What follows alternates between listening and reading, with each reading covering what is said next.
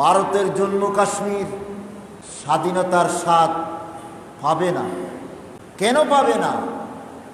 সেখানে গরু জবাই করার অপরাধে মুসলমানদেরকে কেন হত্যা করা হয়? হোলির উৎসবে রং না মাখার কারণে মুসলমান কেন নিহত হতে হয়, আহত হতে হয়?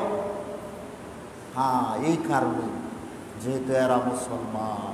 আজকে ভারত, মিয়ানমার, ইসরায়েল, এই তিনটি রাষ্ট্র এই মুহূর্তে মুসলমানদের উপর যে অত্যাচার, অবিচার, অনাচার, জুলুম এবং গণহত্যা চালাচ্ছে, এ সম্ভব কেন হচ্ছে?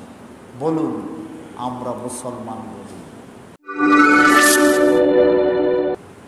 আজকে ফিলিস্তিন যদি খ্রিস্টানের দেশ হতো, ইহুদিদের দেশ হতো, আর মুসলমানরা যদি সেখানে এইভাবে জবরদখল করত, তাহলে কি হতো একটু ভাবে দেখবেন। আজকে মিয়ানমারের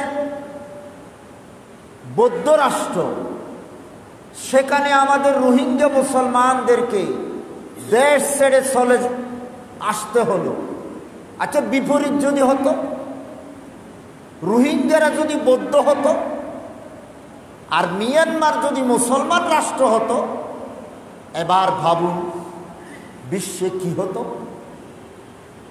মিয়ানমার যদি মুসলমানের দেশ হতো আর রোহিঙ্গারা যদি বৌদ্ধ হতো, বিশ্ব মানবতা কি করত?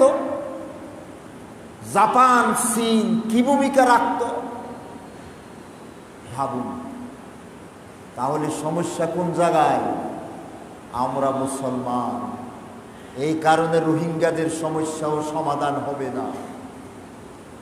ভারতের জম্মু কাশ্মীর স্বাধীনতার স্বাদ পাবে না। কেন পাবে না?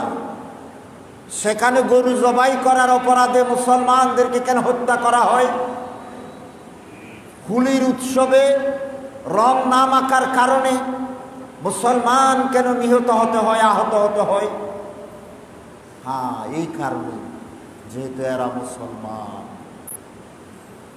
কিন্তু যদি ভারত মুসলিম রাষ্ট্র হতো আর ওইখানে যদি হিন্দুরা থাকতো সংখ্যালঘু, মুসলমানদের উপর যা হচ্ছে তা যদি হিন্দুদের উপর হতো, একটু ভাবুন না বিশ্বে কি হতো। আজকে ভারত, মিয়ানমার, ইসরায়েল, এই তিনটি রাষ্ট্র এই মুহূর্তে মুসলমানদের উপর যে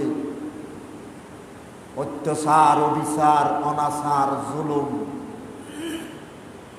এবং গণহত্যা চালাচ্ছে, এ সম্ভব কেন হচ্ছে? বলুন, আমরা মুসলমান বলি।